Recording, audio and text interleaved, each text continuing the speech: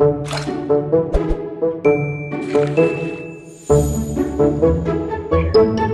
everyone, welcome to MustardHub Voices from the Frontlines. Here we talk to all kinds of leaders who roll up their sleeves to support and engage their teams. From healthcare to hospitality, retail to the trades, we're diving into real stories and real strategies from the people who make it happen with their teams every day. And today I am super happy to have Jamie Amos with us here. Jamie, tell me about yourself, because you're in the manufacturing space and you are a talent and engagement partner. Yeah, as you can tell, I've got that really strong Kentucky draw. I am in the talent and engagement role with a company called Fetchheimer. We're actually one of the top 10, maybe even top 5 oldest companies in Cincinnati. We got our start in 1842. And as a uniform manufacturer, and we have been throughout that 180 plus year period, we actually got our big break selling to both sides of the Civil War. But we are a name that if you ask anyone in Cincinnati about our company name, they haven't heard of us. So we're one of Cincinnati's best kept secrets, if you will. In terms of me as an individual, I have been in the States for 13 years now. I got my start in HR in 2014 after having worked in a security role at the local casino when it opened. And I've been doing it ever since. Before that, I actually, in my previous career back home in the UK, was a police constable or a cop, and gave it up out here to come here and marry an American citizen, and kind of restarted my career from there and fell into the HR space that way. I do kind of like how my career has taken me full circle from being a law enforcement officer in the UK to now working for a company that supplies uniforms to law enforcement officers up and down the country, as well as military dress uniforms to all 6 branches, including Space Force, which is a really cool contract that we have. So excited to talk today, especially about engagement, and to dive in a little bit about my experiences over the years and what the future holds. No, awesome. I think I appreciate what a shift you took. You're like, okay, moving countries, getting married, completely new career.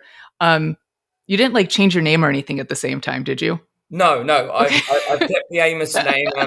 I am the only male left in my family with the last name, so that's not going anywhere. Awesome.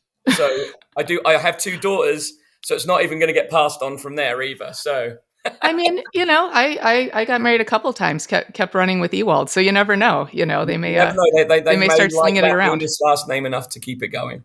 Yeah. No, brilliant. So I guess, talk about, your role now, because, you're based in Cincinnati. You're a little bit south right now in Kentucky, Yes. southeast. Don't even go on the I know South enough, Okay, but my perfect. geography of Kentucky is not great. But Neither um, is mine, if you couldn't couldn't yeah. guess.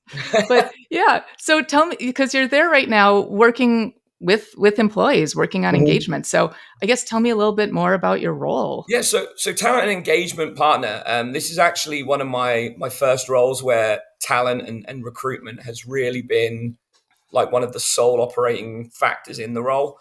My first 6-7 years in HR was very heavy in the engagement and culture space. New hire Okay. orientations, communication initiatives, rewards and recognition programs, just making people feel a part of the companies that I worked for, and buying into that culture. Um, I've never worked for a company as old as this one. So it has its perks and it has its challenges, right? When you're with a pre-existing organization that has so much history. But in my role, prior to me coming in, we actually had an HR generalist that did recruitment on top of all Mhm. their HR generalist roles, which is why the job opened up. Um, we have 2 factories, or plants as we call them, in Hodgenville, Kentucky. So that really ties in with American history because it's the birthplace of Abraham Lincoln. And then in Grantsville, Maryland, And in both locations, our team members are sewing and making the pants and shirts for various uniform types, whether that be police, law enforcement, the United States Postal Service, and even those dress uniforms for the US military. Because they're government contracts, those items have to be made in the States.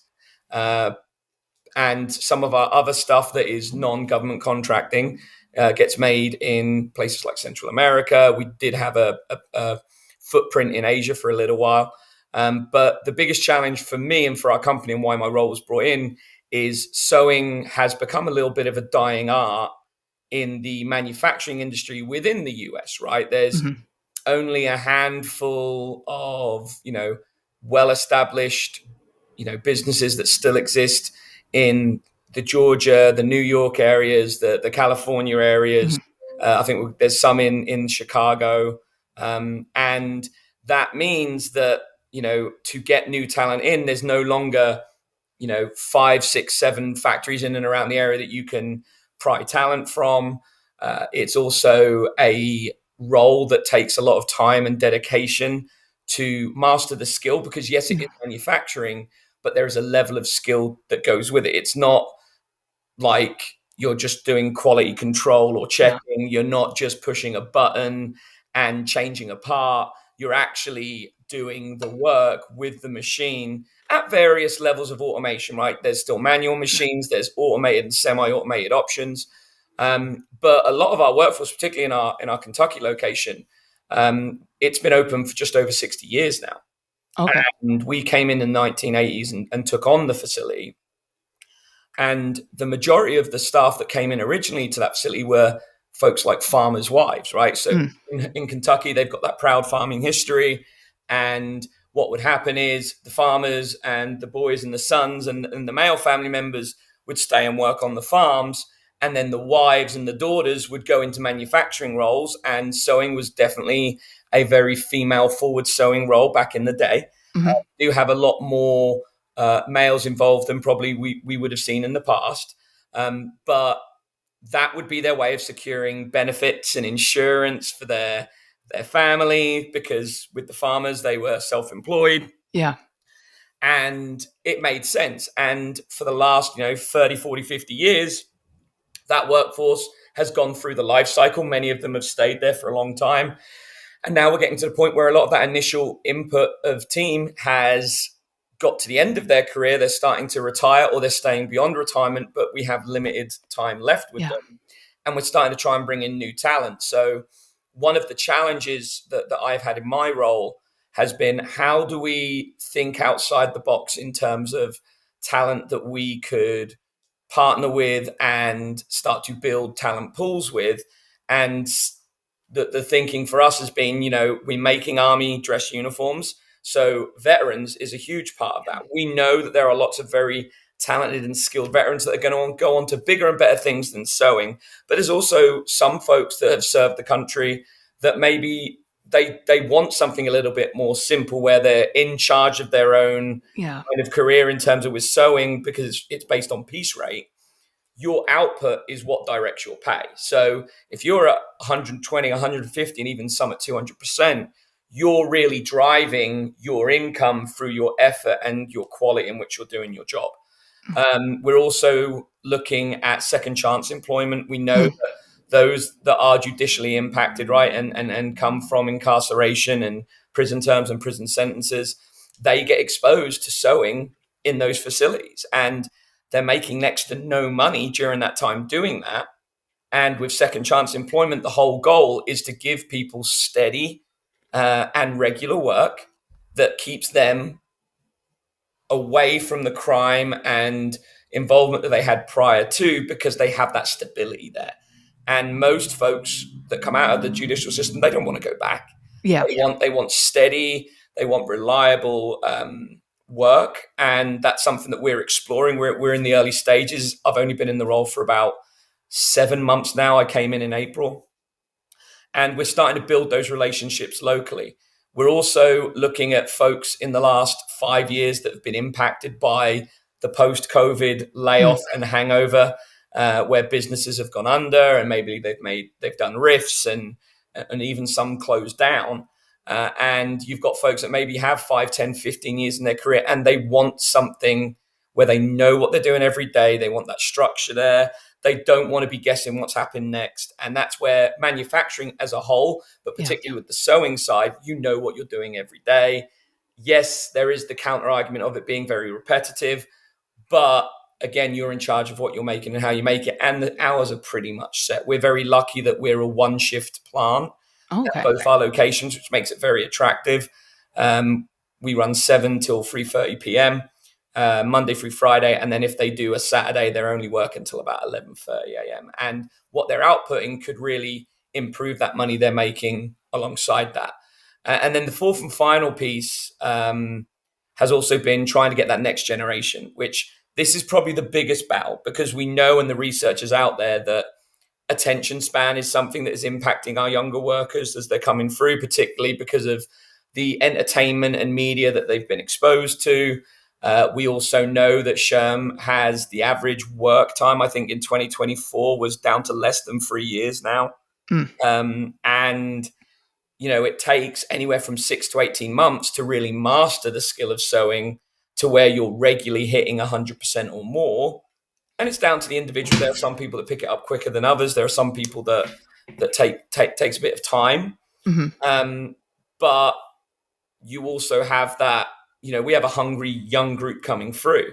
And, every generation has its differences and its nuances, whereas we know that the boomer and the X's were all about, the hours worked, the time put in, the journey. We have a generation coming through that, not just because of COVID, but in general, they're more thinking about the what's in it for them. They're looking at the goal and the target of where they want to be and just how quickly they can get there. And the journey is less important. Hmm. And that's something that with a manual job is very hard to convince folks of. So we're all looking outside the box to try and secure that talent. Yeah. No, and that's really interesting. And one of the things that you're talking about, it takes so long to master that skill. Obviously, you're talking about some of the second chance hires. Mhm. They're learning that already, but not all of them have. And it's like when we're talking about engagement and building culture, I think that's so important because an engaged workforce has more presenteeism. They probably are Mhm. performing better, so they're making more money. That makes them more likely to stick around. Yep. And of course, I can imagine because it does take so long to master those skills, if you have someone unengaged and you end up having high turnover, that's financially, I'm going to say, not great. Mhm. Yeah. So, Yeah, like, and that's the other part of what we're looking into, right? We just did our employee engagement survey at mm, the company, and as expected with most manufacturing companies, there is a drop off in the engagement score of your main office and national remote team yeah, members and your folks on the front lines in the factory. Now, you're probably going to expect that to drop off by about 10% or so. And we saw that with one factory, and with another factory, it was a little bit more than that. So we know that there is work to do. And the great thing is, even before we did this survey, our company's been through a lot of change this last year. Our CEO retired after 25 years. His replacement is in and was recruited internally through their own career progression within the company. So they know the company back to front. So it's not like we're having someone come in that's got to learn the business. yeah, And then we also have a brand new board chair who is very people focused and people forward. And the whole leadership team is focused on taking the time to go through and find the company's strategy and vision for where we're going now, right? We know where we've been, we know what our history is. There's 180 years of it, and yeah, there's a lot of fun that's been within that. But we also have to start thinking about how do we keep the textiles and sewing industry alive? How do we keep people interested in it? And a lot of that is going to be built on culture. So the first 6 months of my role have been very heavy on the recruitment side. uh-huh, I'm now starting to dive into the engagement side of the role. We're doing feedback sessions and meetings with our leaders to see what we can do within their teams. Some of the feedback is out of their control because it's more about the company as a whole and some of the industry issues we've faced, right? For manufacturing in general, and particularly for us in the textiles industry, the last 9 months with tariffs, with changes in rules and regulations, that's impacted our supply chain. But really, our supply chain has been getting impacted for 5 years since COVID. Everyone in the manufacturing industry has experienced that in some way, shape, or form over the last 5 years. And that's added additional stress to the supply and demand side of things. And a lot of our feedback has kind of talked to that, right? So we've tried to focus on the little things in the teams that we can control. Things like, a lot of the conversation pieces we've had have been about how do we just check in on our team and see how they're doing? How do we utilize the programs we have in place? We give every one of our team members access to LinkedIn Learning as part of the company. Nice. Now, our leaders are still learning how to utilize that because, the AI piece of LinkedIn Learning is great because if you've got a team member with a certain goal, you can go to the LinkedIn AI and go, right, I've got a team member, they've got this much experience and they want to grow in this area. What courses would you recommend? And that really helps those leaders. But now it's about me educating the leaders on being able to use LinkedIn like that to help their team. But then you also want to see where the leader thinks the team needs to grow, and you can use that there as well, which is one of the perks of LinkedIn Learning too. But then on the other side of that, and one of the biggest pieces that we're looking at is rewards and recognition. Manufacturing has done rewards and recognition in the same way for decades, right? It's employee of the month. It's based solely on production and numbers, and it's usually the head honcho at the plant that makes the decision.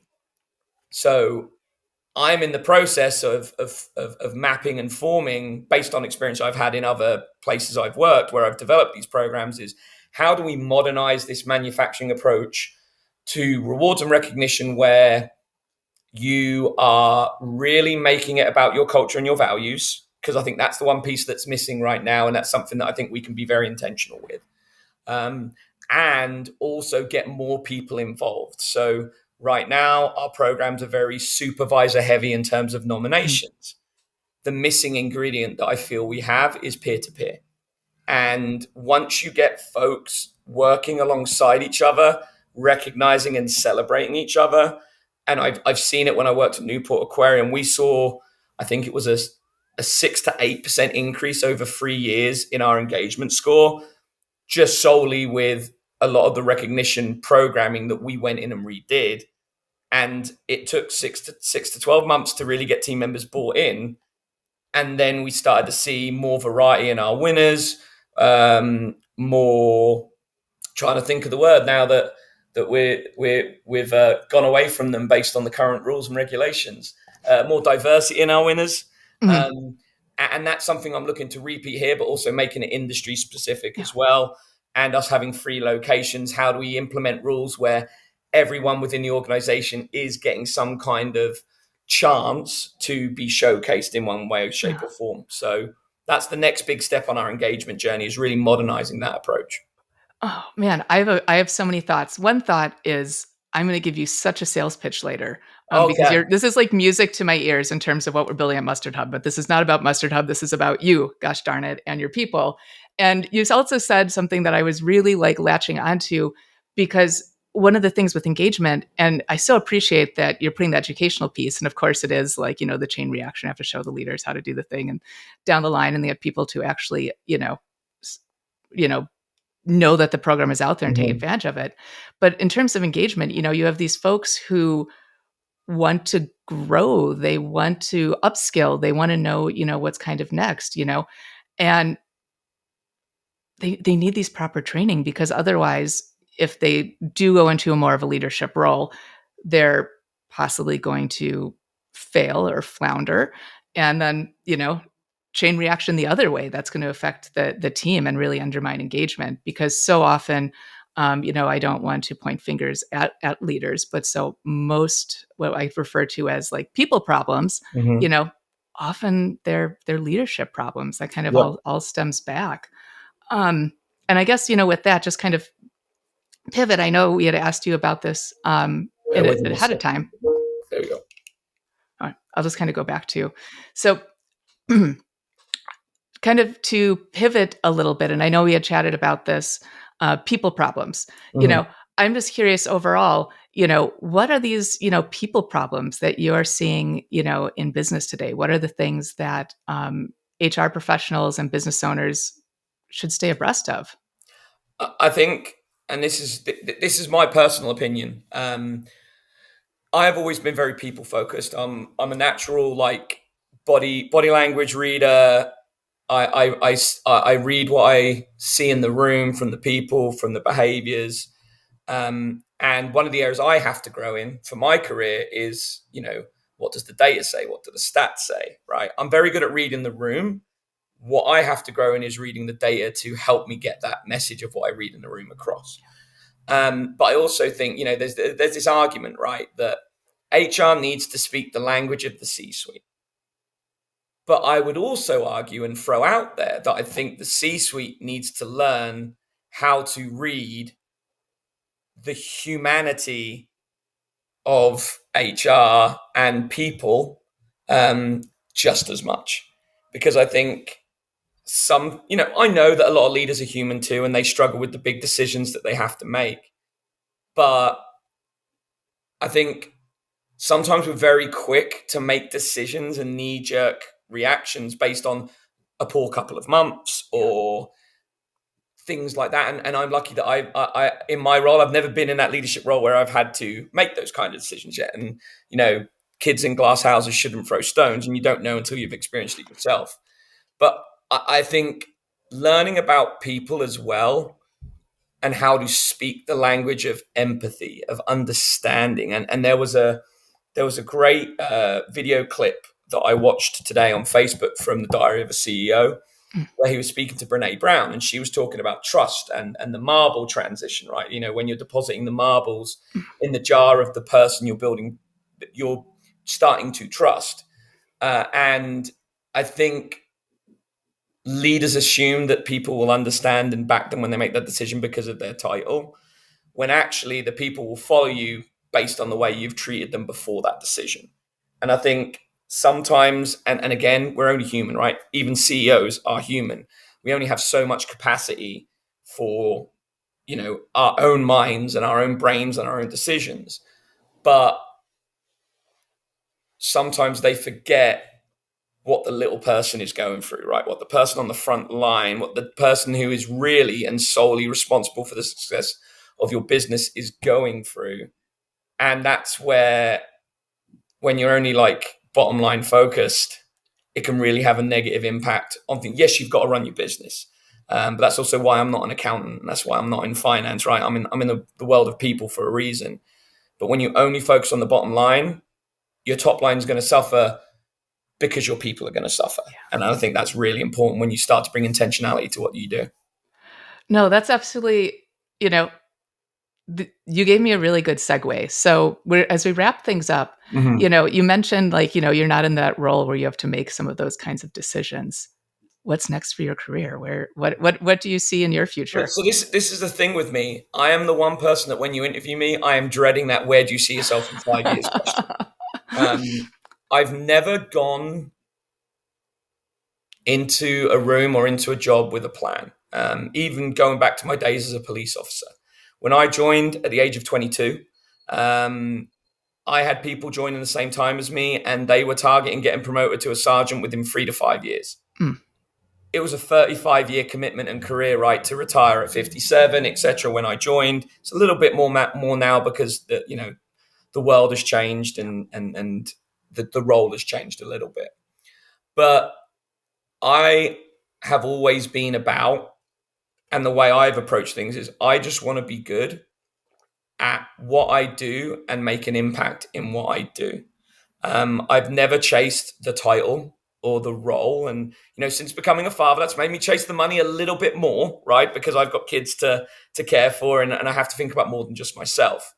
But money's never been the driver for me. And some of that is also, I grew up in a different country, right? I didn't grow up in a capitalist economy, which I don't think I've ever really got truly used to in the US. When I moved here 13 years ago, I was just brought up in a different way, and I think sometimes we get so focused, not just in HR, but in business, of where does this person need to grow? What title do they need to have next? That sometimes we miss that growth doesn't always have to happen by title. Growth can happen by impact and by responsibilities and by situations. And for me, I've had a few instances this year. It's been a rough year personally, but I've found myself in that year invited into a lot of rooms where the um, the people I'm surrounded by are very successful. They're very good at what they do, very inspirational. And I'm starting to take note that I keep getting invited into these rooms. But I don't have that fire in my stomach to, chase being a VP or a CHRO or anything like that. But clearly some people see something in me that I need to tap into. But for me, the way I learn, and I went to college, but I dropped out, before becoming a police officer. So going back to that story, like I dropped out after 6 months of going to university. It wasn't for me. That style of learning wasn't for me. I am someone that learns best by doing and by being shown. And then just, getting good at it, repeating it, and then I have it down.